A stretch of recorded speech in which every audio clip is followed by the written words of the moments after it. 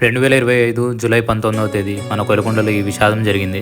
సరిగ్గా 25 ఏళ్ళు కూడా ఉండని ఒక యువకుడు లారీ టైర్ల కింద పడి మృతి చెందాడు. ఇది నిజంగా చాలా దారుణమైన సంఘటన. ఇంకా దీంట్లో తప్పెవరిదనే విషయం పక్కన పెడితే మన ఇండియాలో ప్రతిరోజు ఇలాంటి చాలా యాక్సిడెంట్స్ జరుగుతుంటాయి. చాలామంది ప్రాణాలు కోల్పోతుంటారు. కానీ ఇందులో మనం గమనించాల్సిన విషయం ఏంటంటే 2021 నుంచి 2023 మధ్యలో జరిగిన యాక్సిడెంట్స్ గురించి మన గవర్నమెంట్ రిలీజ్ చేసిన డేటా ప్రకారం బస్సు వల్ల యాక్సిడెంట్ అయి చనిపోయిన వాళ్ళ పర్సెంటేజ్ వచ్చేసి 8 నుంచి 12%. కానీ అదే లారీలు లేదా ట్రక్ల కింద పడి చనిపోయిన వాళ్ళ పర్సెంటేజ్ వచ్చేసి 25 నుంచి 35%. ఎందుకు ఇలా అని ఆలోచిస్తే మీరు బస్సును చూస్తే బస్సు టైర్కి ముందు వెనకల ఒక ప్రొటెక్టివ్ మెటల్ బాడీ ఉంటుంది. పొరపాటున కూడా బస్సు టైర్ కింద ఎవరు జారి పడకుండా. కానీ లారీ అండ్ ట్రక్స్ కూడా మరీ అంత మెటల్ బాడీ కవర్ కాకపోయినా కనీసం SUPD side under run protection device ఇది ఖచ్చితంగా ఉండాలని గవర్నమెంట్ రూల్ పెట్టింది.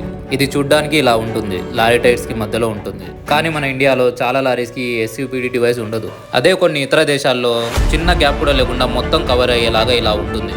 గవర్నమెంట్ ఇలాంటి సేఫ్టీ మెజర్మెంట్స్ లేని లారీస్ని ఇంకా ట్రక్స్ని వెంటనే సీజ్ చేసేస్తే 100లో 100 మంది ప్రాణాలు కాపాడలేకపోయినా కనీసం 100లో ఒక 30 మంది ప్రాణాలైనా కాపాడుకోవచ్చు.